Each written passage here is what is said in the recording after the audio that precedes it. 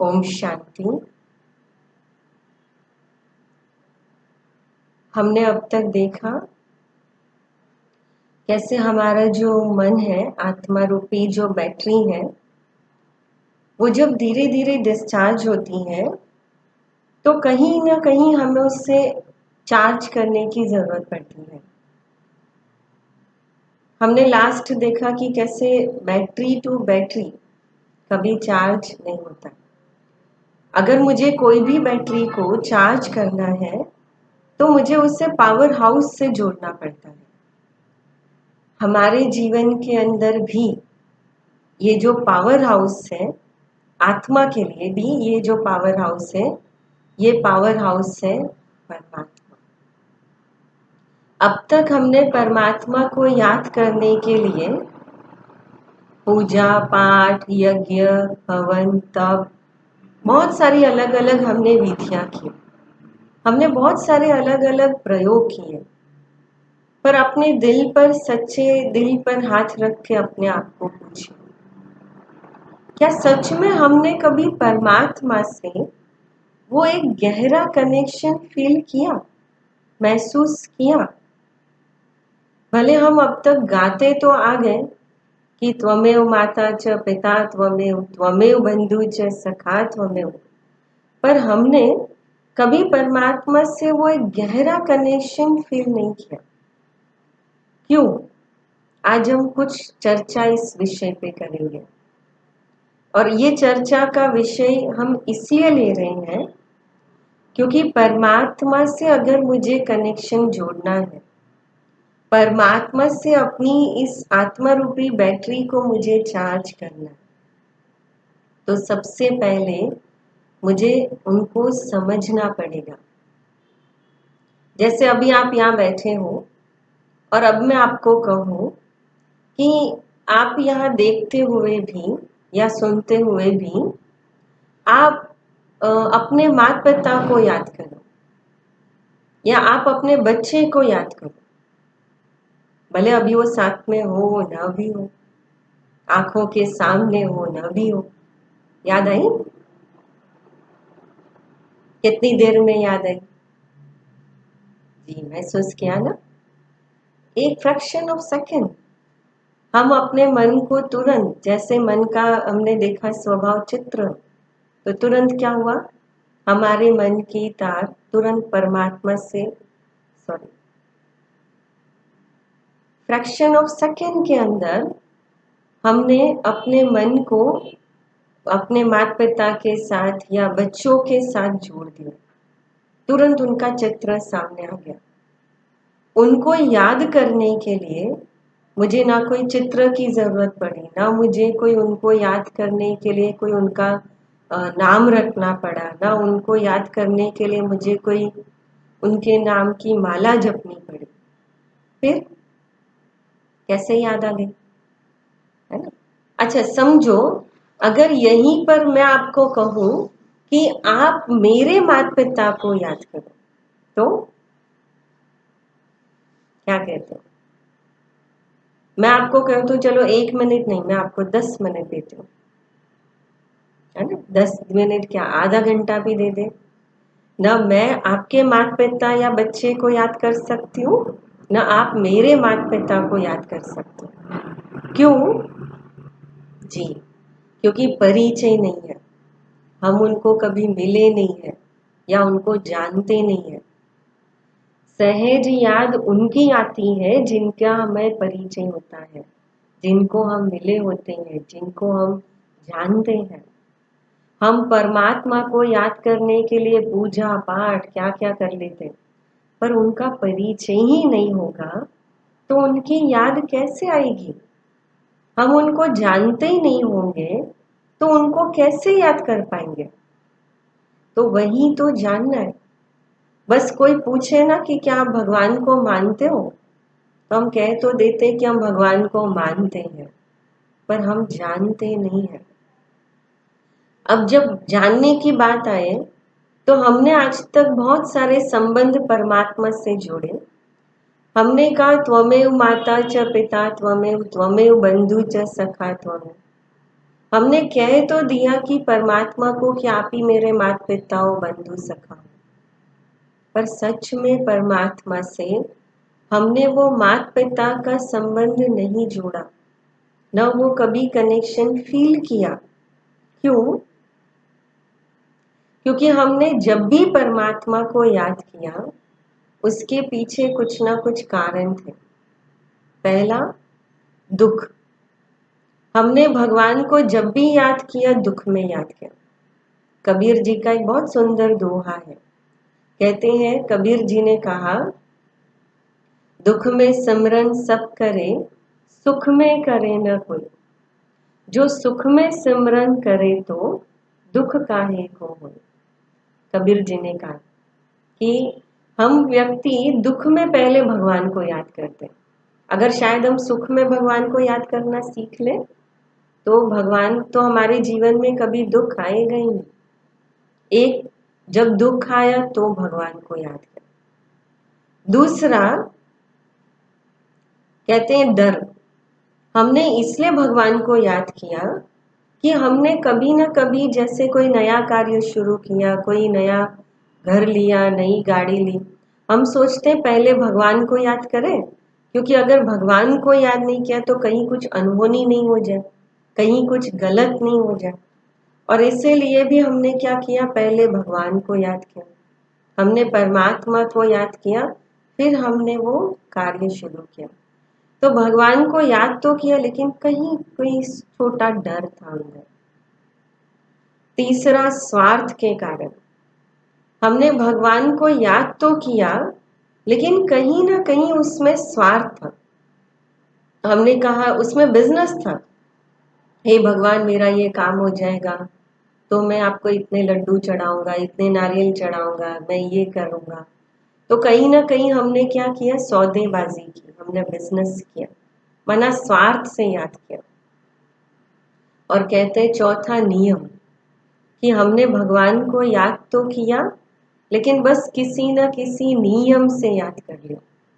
जैसे कि रोज सुबह उठना है, दिया बत्ती करनी है, दिया जलाना है, रोज दुकान पे गए, दिया जलाए, फिर पूरे दिन भगवान का नाम ही नहीं है, भगवान की मन में याद ही नहीं है। और कोई पूछे कि क्या भगवान को मानते हो, हम कहते हैं हाँ, हम भगवान को बहुत मानते हैं। लेकिन कैसे मानते हैं? बस सुबह सुबह दिया जलाया, हम खुश हो जाते, हम भगवान को मानते। आप सोचो, अगर मैं आपसे संबंध जोड़ूं या कोई व्यक्ति मुझसे संबंध जोड़ता है और आपको पता चले कि बस वो इसलिए मुझसे पहचान बना रहा है क्योंकि वो बहुत दुखी है और मैं थोड़ा उसकी बातें सुन लेती हूँ, या उसको कोई स्वार्थ है, या उसको बस काम है इसलिए याद कर रहा है मुझे, तो क्या वो संबंध मजबूत होगा? हम वो संबंध के अंदर कंफर्टेबल महसूस करेंगे? क्या वो संबंध लॉन्ग टर्म हो सकता है? नहीं। कोई भी रिश्ते का आधार अगर ये बातें हैं तो वो संबंध मजबूत कभी नहीं होगा। सेम वैसे ही आप सोचो, परमात्मा से अगर मेरा ये कनेक्शन, मेरा ये संबंध अगर कोई ऐसी बातों को लेकर के है तो वो संबंध कैसे मजबूत होगा? और इसीलिए मुझे अपने आप को चेक करना है कि मैं परमात्मा को किस रूप में याद करती हूँ, किस रूप में याद करते हैं या हम परिचय जानते हैं। इसलिए पहला, परिचय। जैसे माता पिता का परिचय है, बच्चे का परिचय है, तो तुरंत हमारी मन की तार उनसे जुड़ गई, बिना किसी मंत्र के, बिना किसी चित्र के। ऐसे परमात्मा से मेरे मन की तार तब जुड़ेगी जब मुझे परमात्मा का परिचय होगा। दूसरा, किसी भी व्यक्ति की सहज याद तब आती है जब संबंध हो, है ना। जैसे मुझे नहीं पता आपके माता पिता का नाम क्या है, आपके बच्चे का नाम क्या है, मैंने तो बस संबंध बोला कि आप अपने माँ बाप को याद करो या अपने बच्चे को याद करो, लेकिन तुरंत मन की तार जुड़ी ना। तो ये माँ बाप, बच्चे, ये संबंध है। तो एक संबंध जहाँ है वहां पर भी सहज याद आती। अब परमात्मा से संबंध की बात आए तो हमने तो परमात्मा को सिर्फ माता पिता शब्दों में कहा, पर कभी वो कनेक्शन तो जोड़ा ही नहीं, तो कैसे याद आएगी। और तीसरा, प्राप्ति। परमात्मा की याद या सहज याद वहां होती जहां प्राप्ति होती। जैसे एक बच्चा जैसे ही घर में आता है, उसको पता है बहुत भूख लगी है, वो तुरंत माँ को याद करता है। उसको पता है कि ये जो खाना है ये मुझे माँ से मिलने वाला है। और वही बच्चे को समझो कल पिकनिक के लिए जाना है, तो तुरंत जैसे ही घर में आएगा कौन याद आएगा? पिताजी याद आएंगे, है ना, फादर याद आएगा। क्यों? क्योंकि उसको पता है कि ये जो 500 रुपये चाहिए वो पिकनिक के लिए, वो पिताजी से मिलने वाले, प्राप्ति। जैसे ही पढ़ाई करने बैठेगा और कोई उसमें कोई सम्स या कोई बात उसमें नहीं आ रही है, तो तुरंत कौन याद आएगा? है ना, घर में माता पिता होते हुए भी उसको टीचर याद आएगा। या कहीं उसको कहीं बाहर वॉक पे लिए कहीं बाहर जाना है घूमने, तो उसको दोस्त याद आएंगे, क्योंकि उसकी कंपनी को वो एंजॉय करता है। अर्थात कहने का भाव कि जहाँ प्राप्ति होती है वहां पर भी वो संबंध की या परिचय की याद सहज आती है। तो परमात्मा से ये मेरा जो कनेक्शन है, ये कहीं तो कोई लूज है। एक कहानी याद आ रही है कि एक बार एक भाई था और उस भाई के पिताजी ने अभी अभी शरीर छोड़ा था। तो जैसे घर में क्या करते हैं ना, 12-13 दिन वो श्राद्ध लगाते हैं। जिसने भी शरीर छोड़ा होता है तो उनको जो जो चीज़ें पसंद होती हैं तो वो चीज़ों को क्या करते हैं, बना करके उनके फोटो के आगे रखते हैं और वो एक प्रसाद के रूप में मानते हैं। तो उनके घर में एक बहुत छोटी सी बिल्ली थी और वो जैसे ही थाली रखते थे तो वो जो बिल्ली थी, वो बिल्ली उस प्रसाद को जूठा करने के लिए जाती है। अब वो प्रसाद है, अच्छी बात है, जूठा हो जाए तो भी अच्छी बात नहीं है। तो वो भाई ने क्या किया, उस बिल्ली को पहले खूंटी से बांध दिया और फिर वो प्रसाद की थाली रखता है। फिर जैसे ही वो 1-2 घंटे हो जाते, वो प्रसाद की थाली उठाते हैं, वो बिल्ली को खूंटी से छोड़ देता है। अब 12-13 दिन रोज उसने ये काम कर लिया और साल में जब श्राद्ध का दिन आता था, वो पहले बिल्ली को बांध देता था और फिर वो थाली रखता था। अब उस भाई ने भी शरीर छोड़ा। अब उसका जो बेटा था, वो बेटा बड़ा हुआ, उसका बेटा जब वो भाई के फोटो के आगे जब वो श्राद्ध की थाली रखने जा रहा है, तो उसको याद आता है कि मेरे पिताजी जब उनके पिताजी का वो श्राद्ध रखते थे, थाली रखते थे, तो पहले एक बिल्ली खूंटी से बांधते थे। अब क्या करें? अब घर में तो बिल्ली थी नहीं, तो वो कहीं बाहर जाता है गली में, कहीं ढूंढ ढांड के बिल्ली पकड़ के लाता है और अपने घर में उसी खूंटी से बांधता है और फिर वो थाली रखता है और जैसे ही वो थाली उठाता है बिल्ली छोड़ देता है। 12 दिन यही किया और साल में भी जब श्राद्ध का दिन आता है वही करता है, बाहर जाता है, बिल्ली ढूंढ ढांड के लेके आता है। तो क्या हो गया जी, एक परंपरा शुरू हो गई। अब उस भाई को कोई पूछे, अब उसका वो बेटा दूसरा देख रहा था कि ये क्या कर रहे हो, तो वो क्या कहेंगे, वो कहेगा ये तो हमारी परंपरा है ना, हमारे धर्म में या हमारे में ऐसा करते हैं। वास्तव में जब पहली बार वो भाई ने जो किया, तो वो भाई ने जो किया वो श्रद्धा थी, वो कर्म श्रद्धा थी, भावना थी। पर जैसे जैसे वो बच्चे ने फॉलो किया, वो अंधश्रद्धा बन गई, क्योंकि उसमें भावना नहीं रही, समझ नहीं रही, सिर्फ अंधश्रद्धा थी। बस कर रहा था, क्यों कर रहा है पता ही नहीं। ऐसे मेरे जीवन के अंदर मैंने कितनी भावना के साथ जोड़कर अंधश्रद्धाएं पाल कर रखी है। कुछ बातों को चेक करें, ऐसी कोई अंधश्रद्धाएं हैं, ऐसी कोई रीति रस्म है तो चेक करें। क्योंकि हम जो भी करते हैं उसके पीछे कोई ना कोई भाव होता है, बस हम वो लॉजिक भूल गए, हमने वो लॉजिक समझा नहीं है ना, तो उसको समझने की कोशिश करेंगे। वास्तव में जितने भी देवी देवताएं आदि हैं, ये देवी देवताएं भी भगवान के ही रूप माने जाते हैं।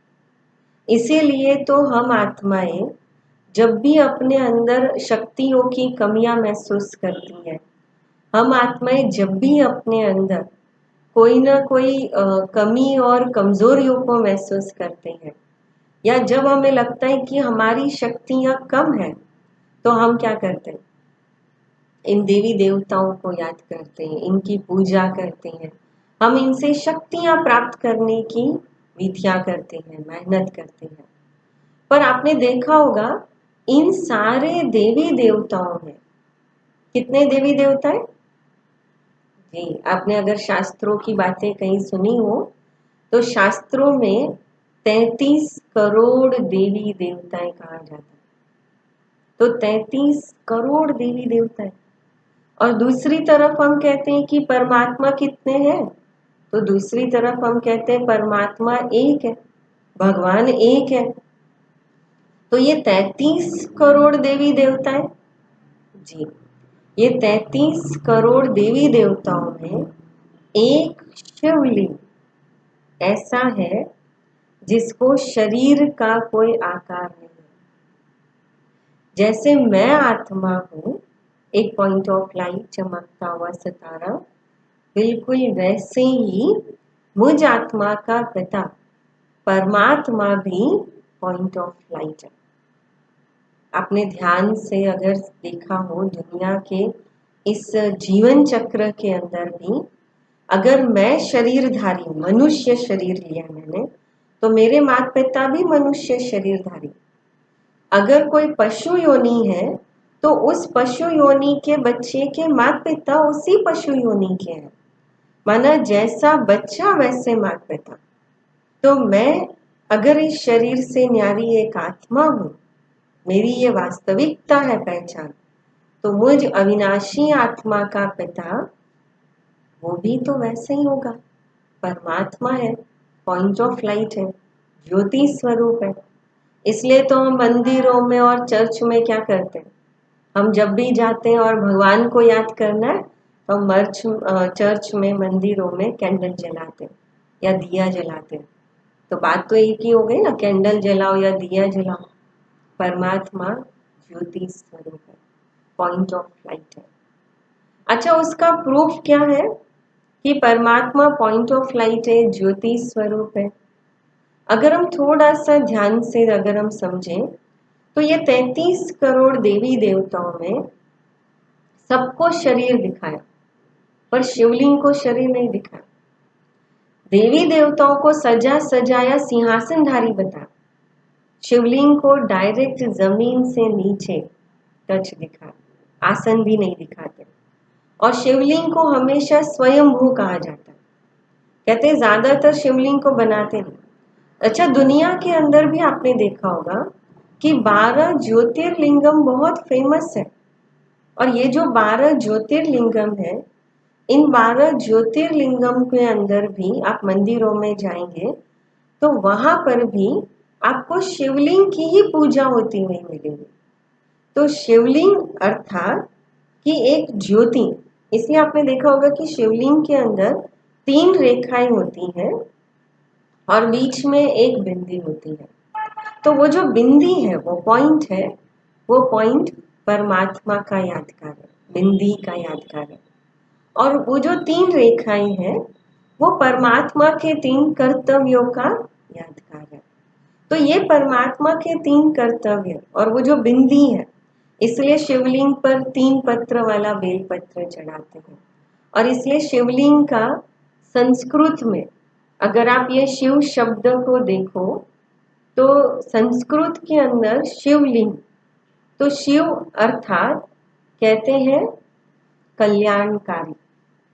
तो संस्कृत के अंदर भी शिव का अर्थ होता है कल्याणकारी, अर्थात कि जो सर्व आत्माओं का कल्याण करने वाला है। जो सर्व आत्माओं का कल्याण भला करने वाला है।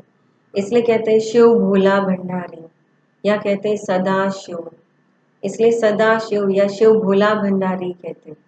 तो शिव ये शब्द जो है वो संज्ञावाचक नहीं है ना, जैसे हमारा जो नाम है वो संज्ञावाचक है, और इसलिए हमारा जैसा नाम वैसा काम या गुण नजर नहीं आएगा। किसी का नाम होगा शांति बहन, पर अशांति करती हुई भी नजर आ जाएगी।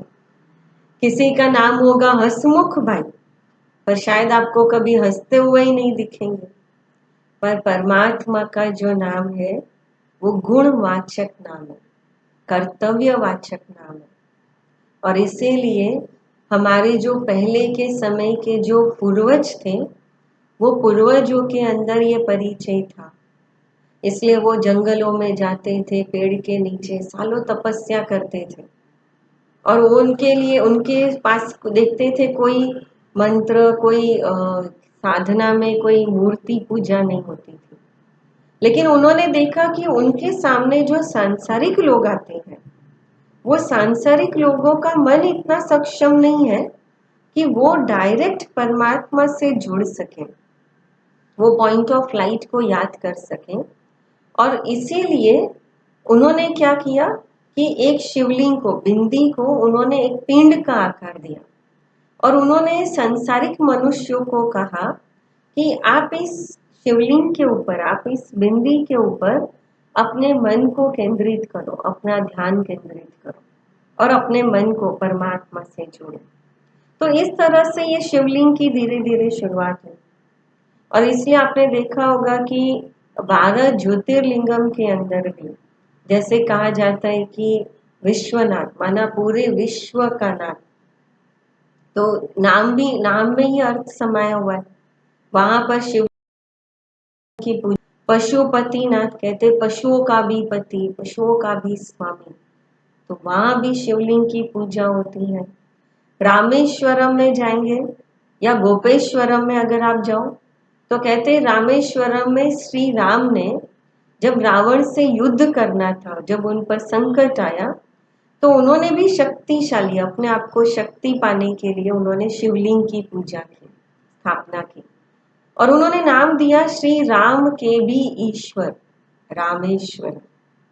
वैसे ही आप देखेंगे गोपेश्वरम में जाएंगे तो वहां पर आपको कहते हैं कि कृष्ण, अर्थात कि कृष्ण ने वहां शिवलिंग की स्थापना की। तो कहने का भाव क्या कि शिवलिंग की स्थापना तो कृष्ण ने की या श्री राम ने की, माना जिनको हम देवी देवताएं मानते हैं, तो कहीं ना कहीं वो भी शिव को अपने से उच्च मानते हैं, और इसीलिए जब उनको भी शक्ति की जरूरत पड़ी तो उन्होंने परमात्मा को, शिवलिंग की स्थापना की। अगर उसी प्रकार हम देखेंगे कि आज दुनिया के अंदर सबसे ज्यादा पॉपुलेशन क्रिश्चियन धर्म की है, और क्रिश्चियन धर्म के जो लोग हैं वो मानते जीसस क्राइस्ट को। अब जीसस क्राइस्ट, तो जीसस क्राइस्ट ने कभी ये नहीं कहा मैं परमात्मा हूं या गॉड हूं। हमेशा उन्होंने कहा कि God is light, I am the messenger of God. इसलिए जब चर्च में जाते तो कैंडल जलाते। उन्होंने कहा God is light, I am the son of God. इसलिए मदर मेरी को वर्जिन बताते हैं। आप किसी भी क्रिश्चियन धर्म के भाई बहन को पूछोगे कि जीसस कौन था, वो कहेंगे कि वो भगवान का पुत्र है, भगवान का पुत्र है। दूसरा आपने देखा होगा कि क्रिश्चियन धर्म के अंदर भी एक कहते बात सुनाते हैं कि जब जीसस को क्रॉस पर चढ़ाया गया तो जीसस के लास्ट वर्ड्स क्या थे, तो कहते हैं कि जीसस ने लास्ट यही कहा कि ओ गॉड प्लीज फॉरगिव हिम, कि हे भगवान तुम इनको माफ कर दो, ये लोग नहीं जानते ये लोग क्या कर रहे हैं। अगर वो परमात्मा नहीं होता, तो अगर वो परमात्मा होते तो वो ये कहते कि मैं परमात्मा इनको माफ करता हूं। उन्होंने कहा ओ गॉड तू इनको माफ कर दे। अर्थात कि उन्होंने परमात्मा को याद किया, माना वो जानते थे कि परमात्मा कौन है, और उन्होंने परमात्मा को कहा कि इनको माफ कर दो, ये लोग नहीं जानते ये लोग क्या कर रहे हैं। अर्थात कितना क्लियर है कि उनको भी भगवान का पुत्र, इसलिए जीसस क्राइस्ट ने भी कहा ऊपर दिखाते हुए कि परमात्मा एक है और वो ऊपर रहने वाला है। अच्छा जी, गुरु नानक ने भी कहा एक ओंकार और निराकार, कि परमात्मा एक है और वो निराकार है। गुरु नानक सिख धर्म ने भी कहा कि सत श्री अकाल, परमात्मा एक है जो सत्य है, श्री माना श्रेष्ठ है, और अकाल मूर्त है। अकाल अर्थात जिसको न कोई काल खा सकता है, तो परमात्मा है ही अविनाशी निराकार। इसलिए तो परमात्मा का न जन्म होता है और न उनकी मृत्यु होती है, क्योंकि वो पॉइंट ऑफ लाइट है। अब इसीलिए गुरु नानक ने भी ऊपर उंगली दिखाई, साईं बाबा ने भी कहा एक सबका मालिक है, उन्होंने भी कहा ऊपर उंगली दिखाई और एक कहा। क्यों? क्योंकि परमात्मा एक है, और वो एक परमात्मा जो ज्योति बिंदु स्वरूप पॉइंट ऑफ लाइट है, और वो परमात्मा का नाम है शिव। जैसे हमने कहा शिव अर्थात सदा शिव, अर्थात सबका कल्याण करने वाला। जैसे एक माता पिता अपने बच्चे को हमेशा उनके सुख के बारे में सोचते हैं, उनके बारे में सोचते हैं, बिल्कुल वैसे ही परमात्मा भी हमारे सुख के बारे में सोचते हैं, परमात्मा भी हमारे कल्याण के बारे में सोचते हैं। और इसीलिए परमात्मा के साथ हमारा जो रिश्ता है वो हमेशा नजदीक के संबंध बताए गए। इसलिए कहा त्वमेव माता च पिता त्वमेव, त्वमेव बंधु च सखा त्वमेव, कि एक परमात्मा को कहा गया आप ही मेरे माता पिता हो, आप ही मेरे बंधु सखा हो। पर हमने वो कनेक्शन कभी महसूस नहीं किया। क्यों? क्योंकि हमने परमात्मा को सर्वव्यापी कह दिया, कण कण में कह दिया। वास्तव में कोई भी मान्यता गलत नहीं है ना। जैसे हमने बिल्ली की कहानी देखी, बस उसका भाव समझना जरूरी। शास्त्रों में कहीं ना कहीं हमारे पूर्वजों ने क्यों ये कहा कि परमात्मा सर्वव्यापी है या कण कण में परमात्मा है, उसके पीछे 3 कारण है। एक भक्ति, अर्थात कि जो हमारे पूर्वज थे, जैसे मीरा बताते, प्रहलाद बताते हैं, तो उनके अंदर वो सच्ची भक्ति थी कि वो जहां देखती थी वहां उनको कृष्ण नजर आता था, भगवान नजर आता था। इसलिए कहते हैं कि मीरा को जब जहर का प्याला दिया गया उसमें भी उसको कृष्ण नजर आया, और वो कृष्ण का प्रसाद समझकर उसने पी लिया। लेकिन उसकी भक्ति इतनी सच्ची थी कि वो जहर भी अमृत बन गया। प्रहलाद को कितनी बार मारने की कोशिश की, पर फिर भी उसका बाल भी बांका नहीं हुआ। होलिका जल गई, ब्रह्मा का वरदान वो खत्म हो गया क्योंकि उसका इंटेंशन गलत था, लेकिन प्रहलाद को आंच भी नहीं आई। अर्थात कि परमात्मा सर्वव्यापी नहीं, लेकिन उनकी भक्ति उतनी पावरफुल थी। अच्छा, आज मुझे कोई जहर दे, हमको कोई मारने की कोशिश करे, या उसके पहले हम कितना भगवान को याद कर लें, पर वो जहर अमृत नहीं बनेगा। क्यों नहीं बनेगा? क्योंकि हम जानते हैं कि हमारे अंदर उतनी सच्ची भक्ति नहीं है, पर उनके अंदर थी, इसलिए उनको जहां देखते थे भगवान नजर आता था। इसलिए उन्होंने कहा परमात्मा सर्वव्यापी, परमात्मा कण कण में। पर दूसरी बात है भावना। भावना का अर्थ होता है, जैसे एक माँ है और समझो उस माँ का बेटा अभी अभी फॉरेन गया है या हॉस्टल में पढ़ रहा है, और उस माँ का उस बेटे से बहुत प्यार है, और वो माँ कहती है कि मुझे मेरे बेटे की आवाज़ सुनाई देती है, देखो मेरा बेटा खाना मांग रहा है, मेरा बेटा अभी बुला रहा है मुझे। तो क्या माँ झूठ बोल रही है? नहीं, माँ झूठ नहीं बोल रही है, पर यह भी सत्य नहीं है कि बेटा यहाँ है। है ना। बेटा कहाँ है? बेटा तो फॉरेन में बैठा है। तो यहाँ पर क्या है? यहाँ पर वास्तव में यहाँ पर वास्तव में उस बेटे के लिए जो भावना है, वो भावना यहाँ पर है।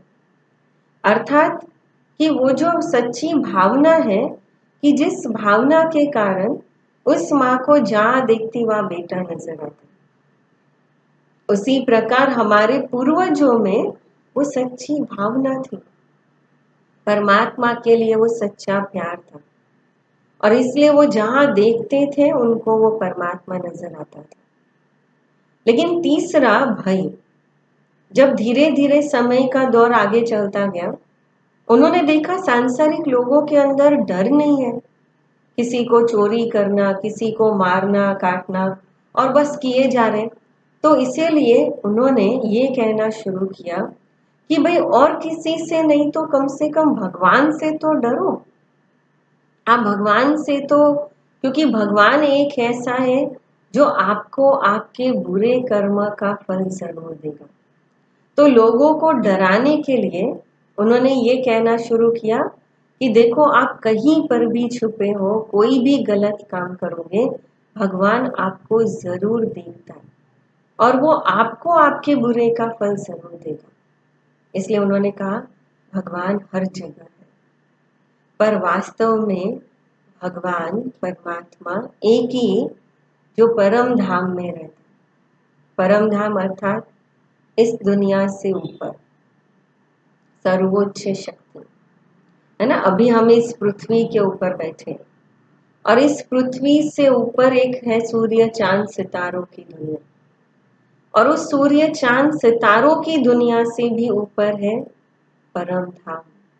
जैसे आप चित्र में देख रहे कि जिस परम धाम के अंदर जो गोल्डन लाल सुनहरे रंग की दुनिया है, जहाँ कहते हैं कि हम आत्माएं अपने वास्तविक स्वरूप में वहां रहती है, परमात्मा भी अपने वास्तविक स्वरूप में वहां रहता है, एक पॉइंट ऑफ लाइट। सोचिए उस दुनिया की शांति कैसी होगी।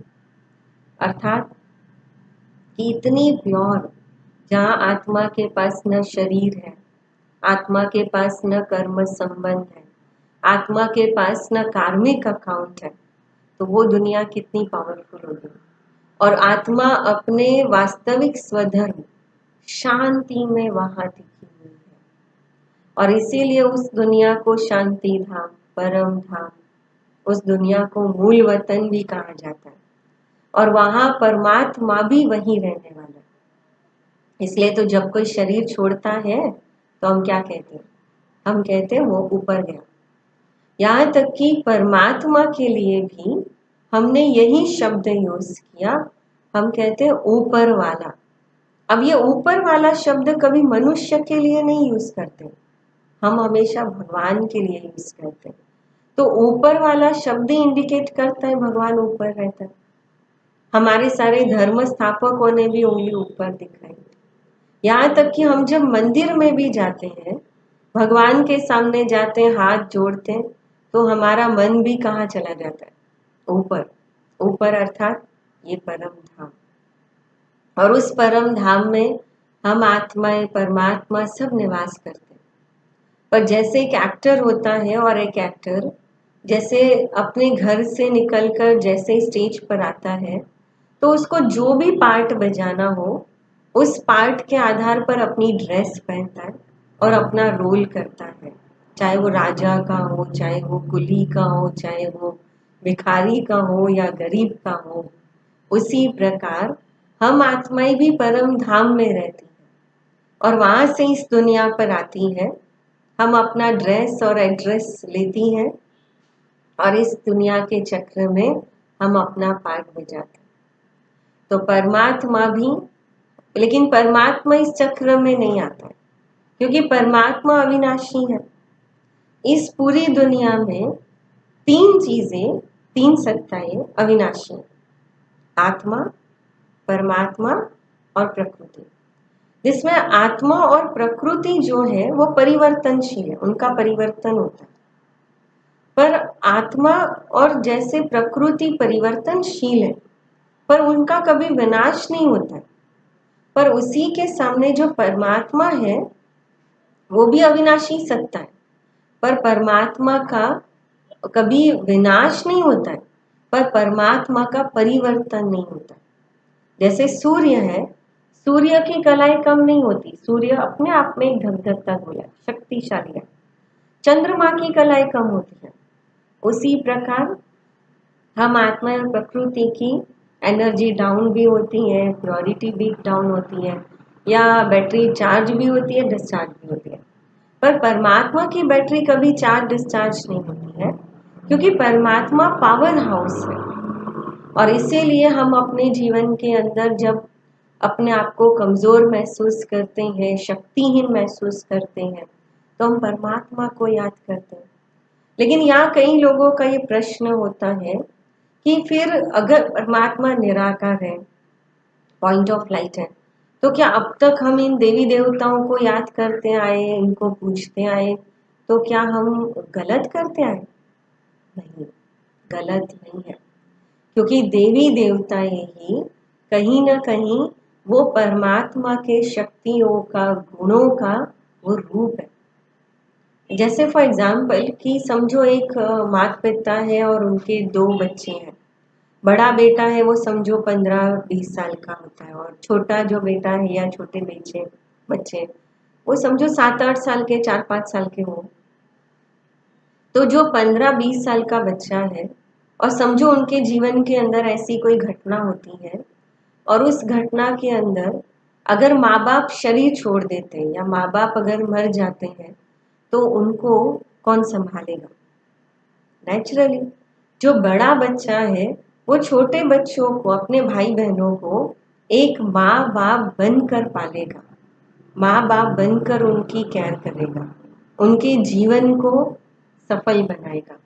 उसी प्रकार अब वो बच्चे जब परिचय देंगे तो ये थोड़ी कहेंगे कि ये हमारे भाई बहन, वो कहेंगे ये भले हमारे बड़े भाई या बड़ी बहन, लेकिन ये मेरे लिए तो माता पिता समान है।